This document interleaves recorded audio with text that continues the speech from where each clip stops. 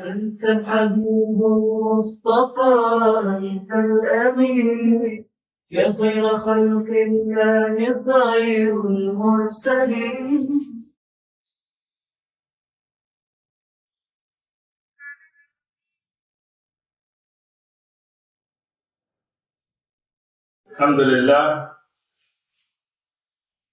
الحمد لله رب العالمين والصلاة والسلام على أشرف المرسلين وعلى آله وصحبه أجمعين أما بعد.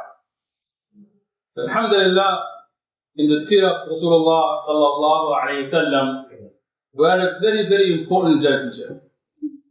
This juncture is where the Battle of Badr al-Kubra, the major Battle of Badr happened.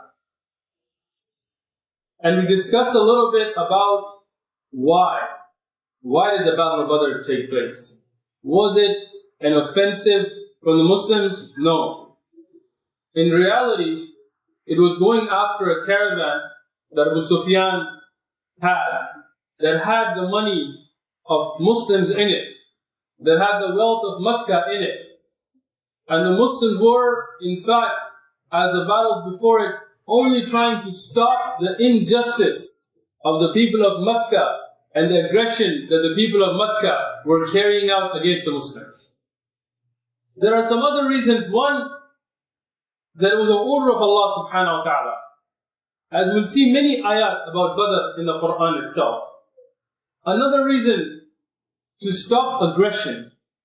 When we look at many of these battles where fighting doesn't even take place, the whole point is a show of force to stop aggression. Another point to understand is that Badr is to defend the properties and protect the mal of the Muslims. As you will see when Abu Bakr radiallahu anhu addresses his son about the wealth of the Muslims that the people of Mecca, the kuffar, had stolen and were trading in Syria and using that wealth against the Muslims. And this is dhulm, this is oppression. And to stop the kuffar from further aggressing, from further reaching, for example, Medina, and attacking Medina as they planned on doing, and as you will see, they will try to do it even after Badr. To show the honor of Islam and to defend the Muslims in their honor. Because when the wealth of the Muslims is being taken and stolen in front of them, and being traded, going past Medina, and being brought back with the wealth passing Medina, the Arab tribes, they would look down upon the Muslims and they cannot even defend themselves. So here, the Muslims are showing that we are not weak. We are a people of peace, who love to live in peace. But don't push it, because we will defend ourselves. And that is Badr. In the battle, we were at the point where Hamza radiallahu anhu had fought Shayba, the kafir, and killed him. And Ali ibn Abi Talib radiallahu anhu had fought Walid, the kafir, and killed him. And Ubaidah radiallahu anhu, who had been harmed, who had been cut, but Hamza radiallahu anhu again, he stepped in and killing the kafir, giving all three of the duels to the Muslims. Now, after this, the Quraysh, they started to send more. Al-Mubarakpuri, he says that there were many other such duels. What we do know is that the kuffar started to step up their attack. And if you think about it, after seeing them lose all three of the battles that took place one-on-one, what was the way of the Arab?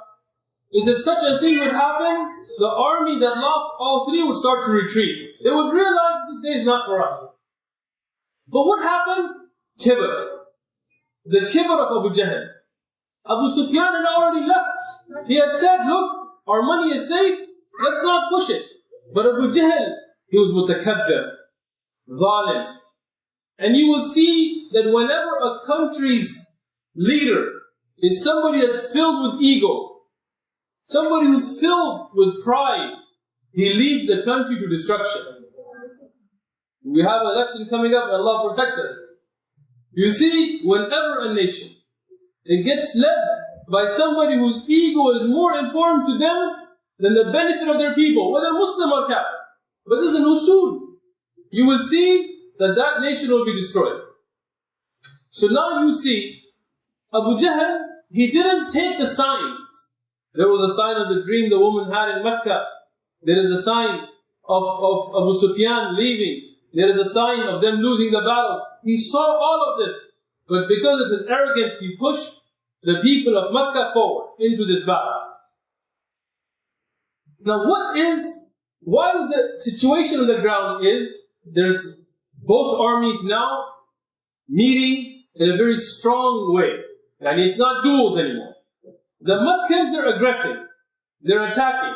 The Muslims are not. What did the Prophet ﷺ order the Muslims? It's very important. Very important for us to understand these points, to understand how we should work as an ummah today, how our household should be run, how an Islamic government would be run. We have to learn from the seerah of Rasulullah ﷺ. So here Rasulullah ﷺ, he sees the people of Mecca are over 1,000 and the Muslims around 300. And he sees them attacking, but he doesn't run. The Muslim should always be brave. Know that Allah subhanahu wa ta'ala is where our strength lies with. Don't look at numbers. He didn't run. Nor did he act in haste. Understand? Like some people, they get zealous. They're like, let's just attack. No.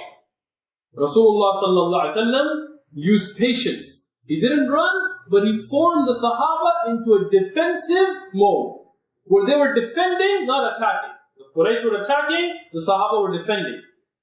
And there is a lot of wisdom behind that.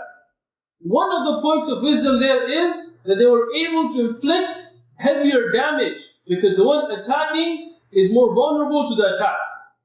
He's not able to defend, so the Muslims were able to inflict heavier damage.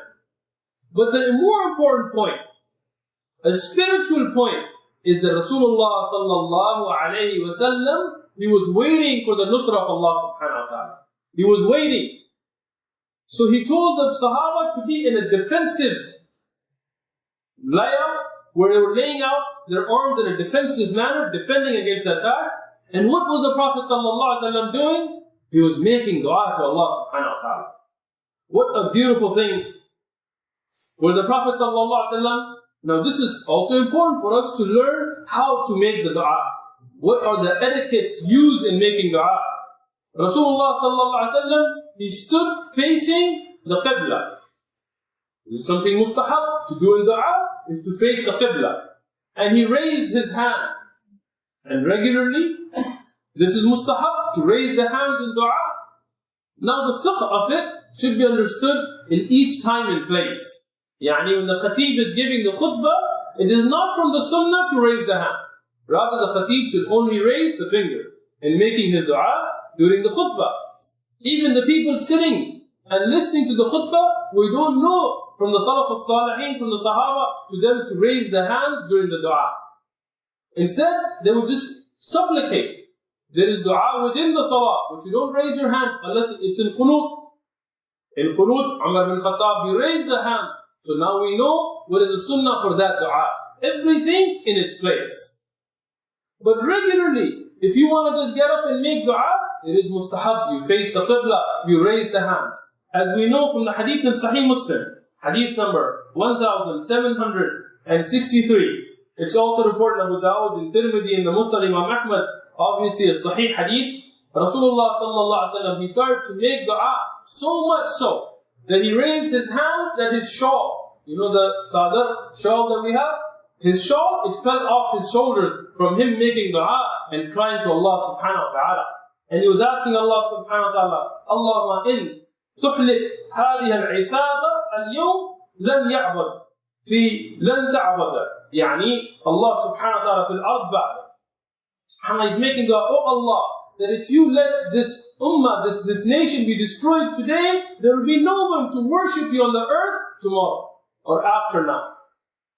SubhanAllah, he's not saying, oh Allah, what about our children, what about our wealth? No, he's saying we want people on earth worshipping Allah subhanahu wa ta'ala. And he's telling you a very important principle, that this battle of Badr was not because of nationalism. It was not over wealth. It was not over the goods. It was not over Medina versus Mecca, or Muhajirin versus something, or the in battle between Quraysh. It was only for the people to be able to worship Allah subhanahu wa ta'ala. This is the niyyah. Malaika will come in this battle. You know, one of the scholars, he was asked about the 6-day war. If you know about the 6-day war, it was all the Arab nations against Israel, when Israel was trying to form as a Zionist state. They didn't call it jihad, they didn't say the Muslim ummah, they didn't say we want to fight for la ilaha illallah, but they said this is Arab land. So Arab countries would come together under pan-Arabism and they would fight for Arab nationalism. What happened? In 6 days they lost. Horribly. Really bad. One of the ulama, he was asked, somebody asked him, what happened to those malaika that were there in Badr? How come they didn't come? That alim, he gave kind of a funny answer. Some of the ulama of Egypt, they have a good way of making things easy when they explain. He said, the malaika came, but they didn't know which side was the Muslims. They didn't know which side to go to. Because your dress was like their dress, and your actions were like their actions, so who would they go to? Very important point. Which is, if we fight for nationalism, if we fight because we're Afghan, because we're Arab, because we're Pakistani, because we're Somali, because we're Dawood or Arumo, or because we are any nation, if we fight for nationalism, you're going to lose. No nusra from Allah subhanahu wa ta'ala. Even today we see some people say, oh, this issue is an Arab issue and a Muslim issue. Oh, so it's an Arab issue and also a Muslim issue. No. Our fight has to be only for La ilaha illallah Muhammadur Rasulullah. Rasulullah sallallahu alaihi wasallam didn't say, oh Allah, the Quraysh will be victorious over us. Oh Allah, what will the Arab do? Or what will our land? No. He said, if you let us be destroyed today, if we lose, who will worship you on the earth? And we see that Rasulullah sallallahu alaihi wasallam, he increased his dua, crying to Allah subhanahu wa ta'ala, raising his hand, until his shawl, it fell off. Abu Bakr radiallahu anhu, he came, he picked up the shawl, put it back on the shoulders of Rasulullah sallallahu alaihi wasallam, and he told him, O Messenger of Allah, you have called to your Rabb enough, that wallahi, Allah subhanahu wa ta'ala will fulfill his promise to you. Because Allah subhanahu wa ta'ala promised the Prophet sallallahu alaihi wasallam to make him victorious. Here, while Rasulullah sallallahu alaihi wasallam is making this dua, the Quraysh, they are moving in their attack. And they're starting to make Sahaba shaheed. Yani their Sahaba were becoming shaheed. The Quraysh were being killed as well. But the first person who became shaheed in Badr, the first shaheed in Badr. If we talk about the first shaheed for Islam, then we talk about Sumayya radiallahu anha that was killed in Mecca. And then Yasir radiallahu anhu, her husband, who was made shaheed in Mecca. Ammar radiallahu anhu's parents radiallahu anhu. But if we talk about the first shaheed in a battle, in the battle of Badr, who was it? Anybody? We talked about Ubaidah radiallahu anhu. He was harmed during his duel. But he didn't die yet. He died days later. He became shaheed days later. So it wasn't him. The first one to be harmed was Ubaidah radiallahu anhu. But the first one to become shaheed was the Mawla of Umar ibn Khattab radiallahu anhu, Mihja. Mihja radiallahu anhu, Mihja bin Salih al-Aq'i. He was a freed slave. Somebody who used to be a slave of Umar ibn Khattab radiallahu anhu. Umar radiallahu anhu freed him. And he was the first one to actually become shaheed in the battle of Badr. The first Muslim to become shaheed during a battle. And none of us even know his name. How sad is our knowledge of Islam. He became shaheed, and Rasulullah sallallahu alaihi wasallam is telling the Sahaba, still be patient. He's making dua. And at that time, as has been mentioned in numerous Sahih ahadith, Allah subhanahu wa ta'ala answered the dua of Rasulullah sallallahu alaihi wasallam. And He put a calmness upon the Prophet sallallahu alaihi wasallam. Imagine, there is battle, people are dying, people are fighting, and Rasulullah sallallahu alaihi wasallam is overtaken with tranquility to the level that he falls asleep, he dozes off.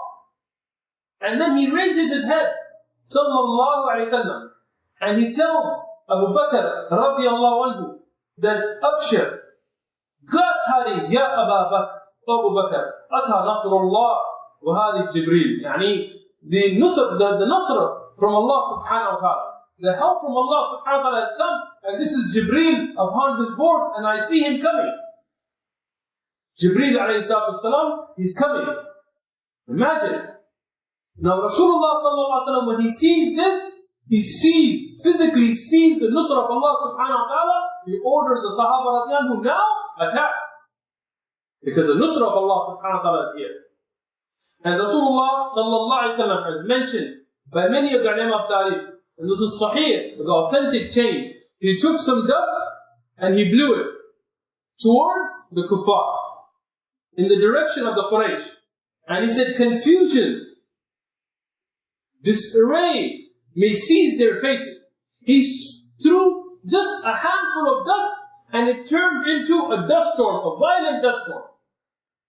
Imam al-Bayhaqi, he mentioned this amongst the miracles of the Prophet sallallahu alaihi wasallam. Imagine you take a handful of dust, what's it going to do? Nothing. But with the will of Allah subhanahu wa ta'ala, it turned into a violent sandstorm.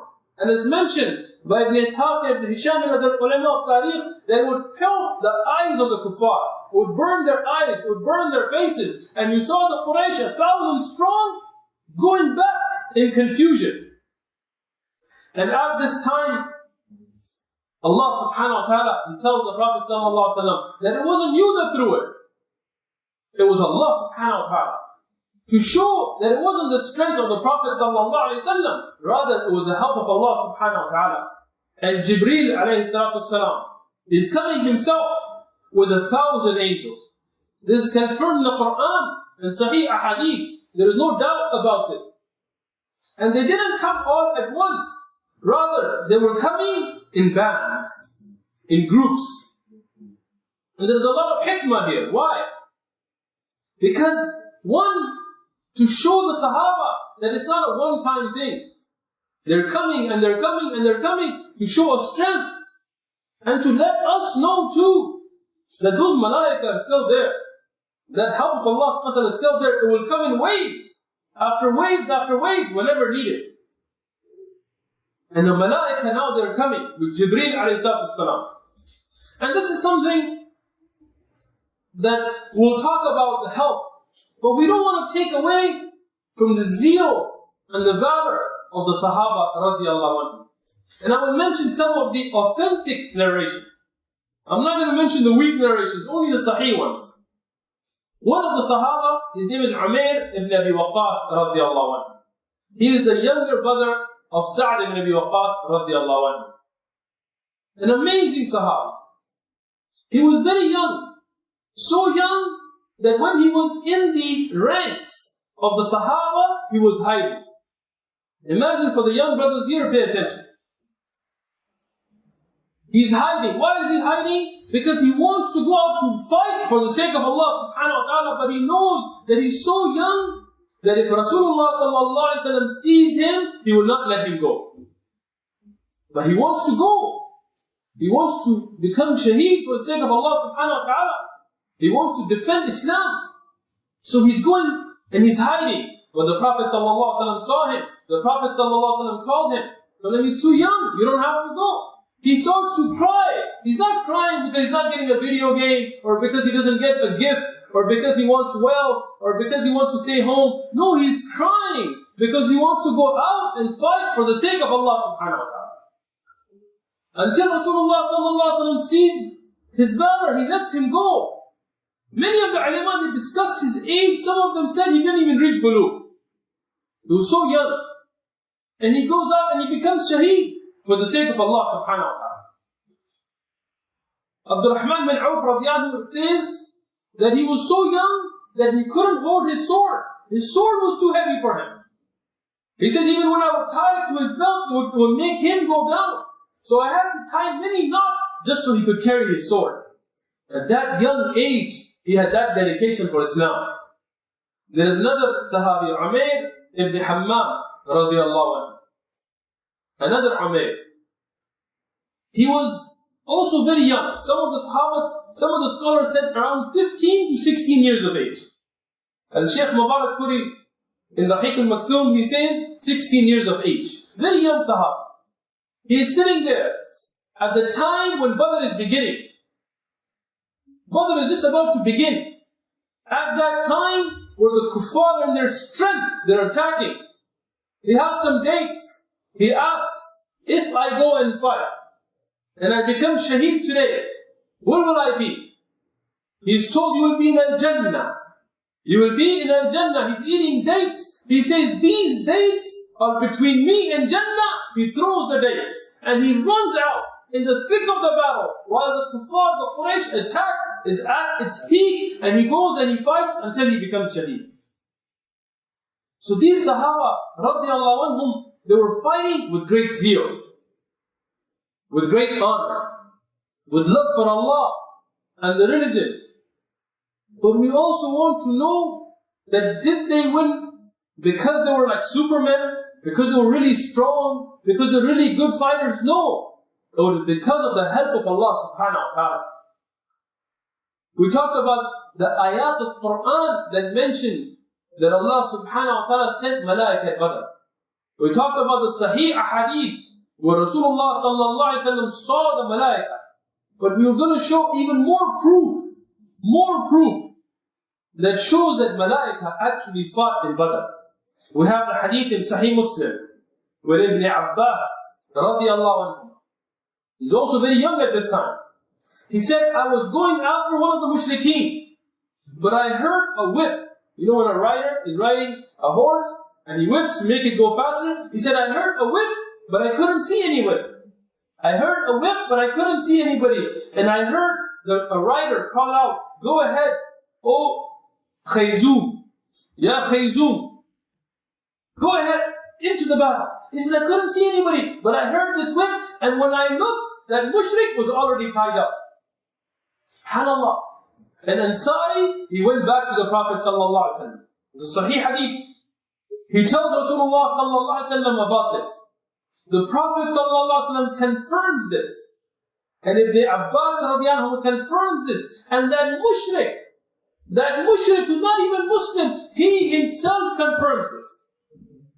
If we look at a historical analysis, this is not just confirmed from a Muslim perspective, but even that mushrik confirms that I heard that sound, and I heard that whip, and I heard that rider, and I was tied up out of nowhere. It was not Ibn Abbas radiallahu anhu who tied me up. I heard this and I was tied up. The mushrik himself confirmed this. Then the Prophet sallallahu alaihi wasallam, he confirms, he says that this was a malik, an angel from the third sama. The Prophet ﷺ even gives that detail, that this was an angel from the third sama that was sent by Allah subhanahu wa ta'ala. Another hadith. Now, Abbas ibn Abdul Muttalib, the uncle of the Prophet ﷺ. At this time, he's a Muslim. Some of the ulama, they said maybe he wasn't a Muslim yet, but the correct opinion is that he was a Muslim. But he was a Muslim in secret. He was still with the Quraysh because he was a spy for the Prophet ﷺ. So here the Prophet ﷺ knows that he's a Muslim, but the Sahaba don't even know this. It's a very important strategy to understand. When we talk about battles and wars, it's not just grab a sword or a gun and jump. No, there is strategy.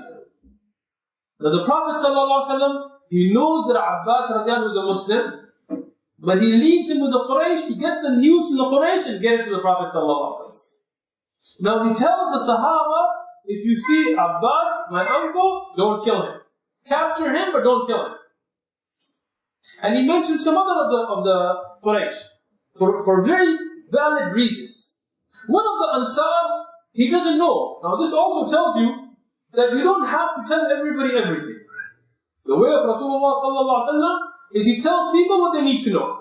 In things of battle, don't just blab your mouth. You know, a lot of people talk because they're not doers. So when Rasulullah sallallahu alaihi wasallam knows that it's not the time and place, he doesn't tell the Sahaba. Because the news reaches the Quraysh, they will kill Abbas radiallahu anhu. So now he's telling the Sahaba, don't kill my uncle Abbas. One of the Ansar, he becomes upset. He thinks that this is favorism. Na'udhu billah. You know, sometimes there's hikam. There is wisdom that a leader uses that people don't understand. And they think, oh, it's nationalism, it's favoritism. But there is wisdom you don't understand. He tells the Prophet ﷺ that we will kill our uncles and our family members, but not yours. SubhanAllah. Now look at this.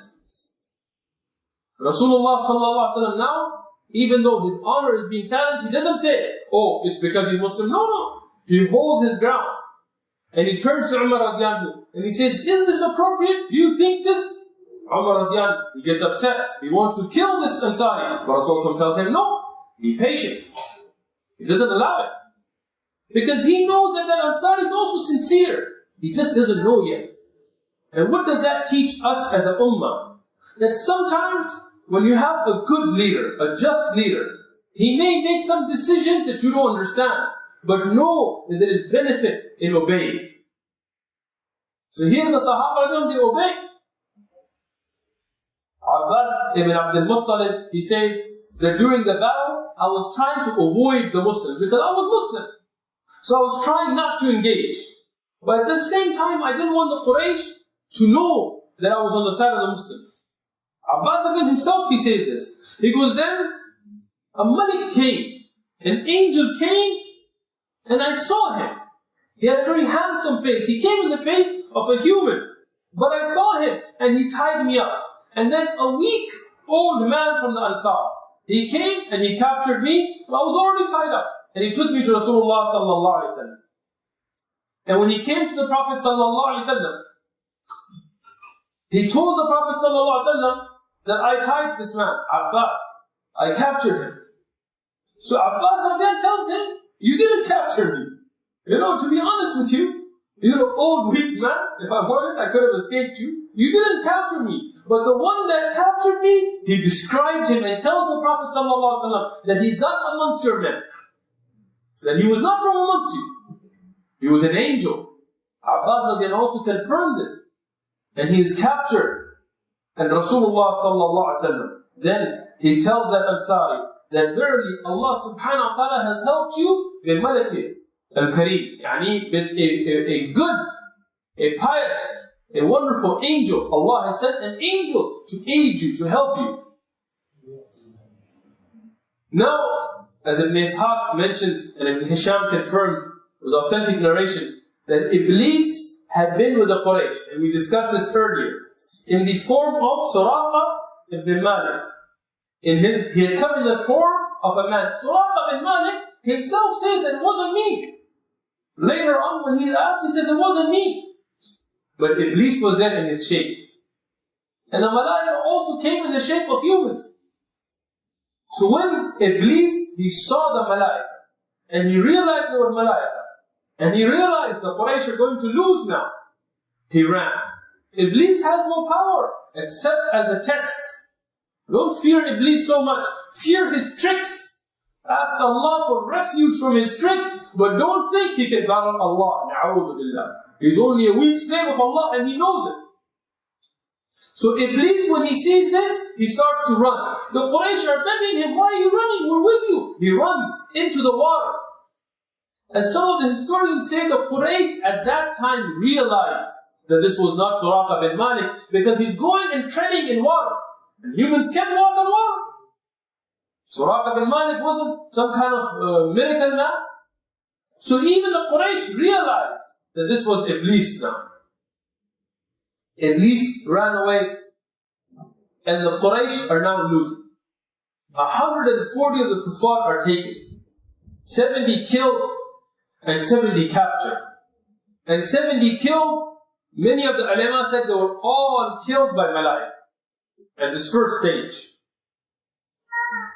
Now one of the ones that was killed by the Sahaba, not by the Malaika, and is a very, very important person for the Quraysh, the great enemy of Islam, the Fir'aun of this ummah, Abu Jahl. Abu Jahl, He was one of the greatest enemies of Islam, a very strong warrior from the Quraysh. And he was a great motivating force for the Quraysh. When the Quraysh would start to run, he would bring the idols and he would tell them and he would encourage them to go fight. And it was his kibr that got them into Badr to begin with. And we talked about him in Mecca. In the earlier series when we talked about him in Mecca and how he humiliated the Prophet ﷺ, how he tortured the Muslims, you know that he was an evil man. So two young Sahaba, two young men, young boys, they made their aim to kill Abu Jahl. Abdurrahman bin Auf radiallahu anhu mentions the hadith. And it's mentioned in Sahih Muslim, hadith number 4341. Longer versions are mentioned by Imam Ahmad in his Musnad, but it's a Sahih hadith. Abdurrahman bin Auf radiallahu anhu says that I was in Badr and I saw on my sides two very young boys. And I thought to myself that I wish I had some strong men. You know, when you're in a battle, you want to have strong men around you. He said, these young boys aren't even of age. They don't have experience in war. What am I going to do with them? When one of them, he whispered to me, he said, my uncle. And he with politeness, he says, uncle, where is Abu Jahl? Abdurrahman bin Auf radiallahu anhu, he tells him, what do you want to do with Abu Jahl? You know, Abu Jahl, he's on a horse for son. It's very difficult for somebody on foot. And he's an experienced warrior in many battles, and strong, and a leader of Quraysh, guarded by Quraysh. His son Ikramah is always around him and others. There's no way you're going to be able to do anything. What do you want to do with him? They said, Wallahi, we've heard they're Ansari. Both of them, they didn't even know him. They didn't know what he looks like. They didn't have any personal beef with him. They didn't have any personal problem with him. So why did they want to fight him? They said, Wallahi, we heard that he gave problems to our Prophet sallallahu alaihi wasallam. So out of that love for the Prophet sallallahu alaihi wasallam, we want to kill him. SubhanAllah, two young men putting their life at risk for a man they've never seen. Look at their love for Rasulullah sallallahu alaihi wasallam. Today, where is our love for the Prophet sallallahu alaihi wasallam? So they tell Abdurrahman bin Auf radiallahu anhu, just show us where he is. Abdurrahman bin Auf radiallahu anhu sees him. He sees him on his horse, guarded. But he decides to tell them, he tells them, young boys, your goal is right there. That's your goal. That's him. They see him, they dart. Young men, they dart. They're not afraid. They dart towards him. They attack. One of them attacks the leg of the horse of Abu Jahl, dropping. He drops. They attack Abu Jahl. Two young kids. They attack Abu Jahl. The son of Abu Jahl, Ikramah. He sees this. He hits Mu'ad. These two young men, one of them is Mu'ad, the other is Mu'awwad. Mu'ad and Mu'awwad, radiallahu anhum. Both Ansari. Mu'ad bin Amr bin Jamu', we discussed about him earlier as well. And Mu'awwad, radiallahu anhu, both from Ansar. They drop him, they get their swords, they're attacking him. Ikramah, he attacks Mu'ad ibn Amr ibn Jamu', he cuts off his arm. Imagine now, those of you young guys sitting here, when you get a little cut in your finger and you start crying to mommy, think about this. His arm is cut, he's a young boy, and now it's cut so bad, it's dangling. It's hanging. Blood is squirting out. What does he do? Run away, start screaming, freak out, cry in a corner. Come on. Even the grown brothers, imagine you in that state. The arms cut off, you're bleeding like a Japanese anime, your hands dangling. What does he do? SubhanAllah, he steps on his arm, rips it off, and continues fighting for the sake of Allah subhanahu wa ta'ala. These are the real supermen. These are the real heroes of Islam. These are the people you look up to. He rips off his own arm. This is history. These are authentic hadith. This is documented history. He continues fighting for the sake of Allah subhanahu wa ta'ala. What are those fake Romans and Greeks in their little dresses? What warriors are those? Alexander and Mongols? Nothing. These are men. They continue fighting for the sake of Allah subhanahu wa ta'ala. When Abu Jahl is dropped, Ibn Mas'ud radiallahu anhu comes and chops off his head. Ends this tyrant, this zalim's life in dunya, sends him to hell. And here we see the valor of the Sahaba radiallahu anhum in this battle. And at this juncture, we will stop, inshallah, till next week. Jazakumullahu khairan.